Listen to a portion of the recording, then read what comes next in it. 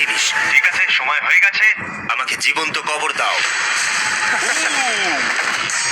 ও, এটা তো ভয়ানক। এটা খুব ভয়ঙ্কর হতে চলেছে। এটা বেশিরভাগ মানুষের দুঃস্বপ্ন।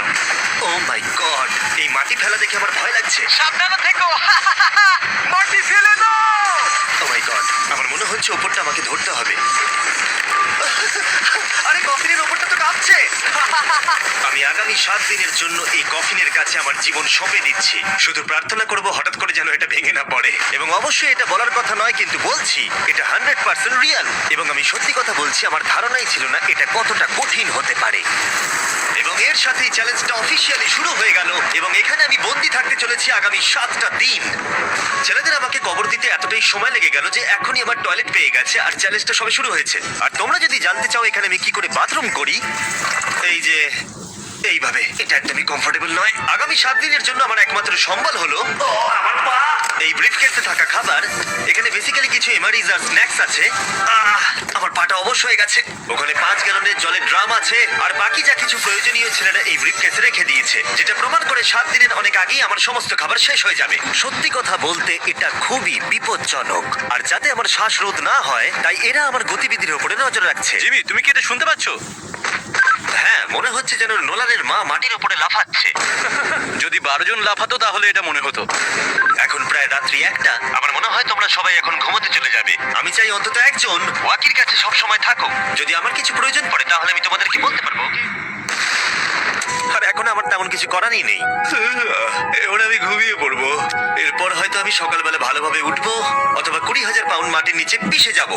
আশা করবো সকালে আমি ঠিকভাবে উঠতে পারবো। ঘুম হলো এই চ্যালেঞ্জটা শেষ করার আসল চাবিকাঠি। কারণ যখন আমি ঘুমাবো আমার মাথাতেই থাকবে না যে একটা বাক্সের ভেতরে আমি বন্দি আছি। কিন্তু সেটা বেশিরভাগ সময়ই কাজই করলো না।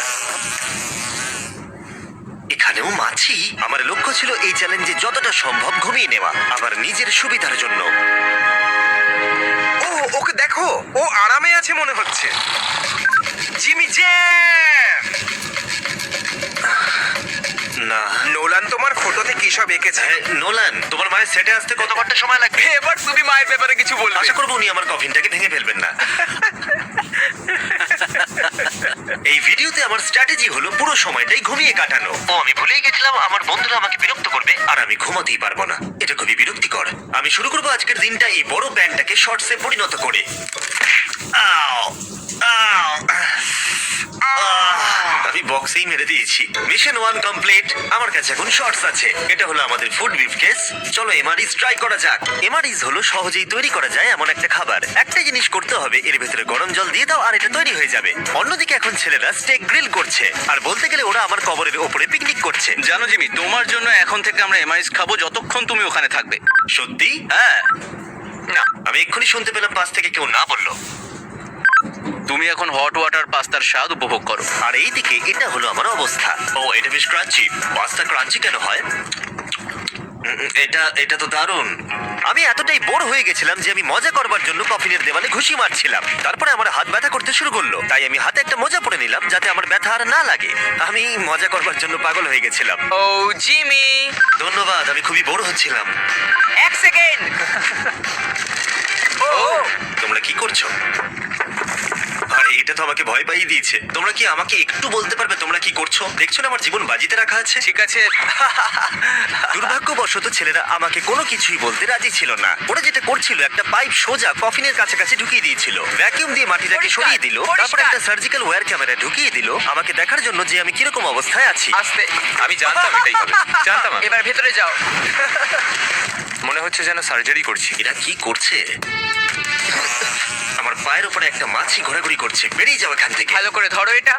হ্যাঁ, একটু নামাও। ও, ক্যামেরাটা সরাও। ও, আমরা দেখতে পেয়েছি।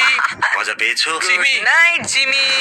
আর যখন দ্বিতীয় দিন হতে চলেছিল, বয়েজরা আমাকে ছেড়ে আরভিতে সময় কাটাতে চলে গেল। আর তারপরে আমি কি করব ভেবেই পাচ্ছিলাম না। তাই আমি ভাবলাম সেকেন্ড ব্রিফকেসটা খুলে একবার দেখি যে ভেতরে ছেলেরা কি কি দিয়েছে। ওই দেখো, কার্ডটা খুলছে। এটা কি নোলানের মা? আমি একটা ফটো পেয়েছি তোমার মায়ের। ভাই, এটা তুমি করেছো? এটা কি করেছে? নোলান, এটা কি তোমার মা? ও মাই গড, ওকে নিয়ে শুয়ে আছে।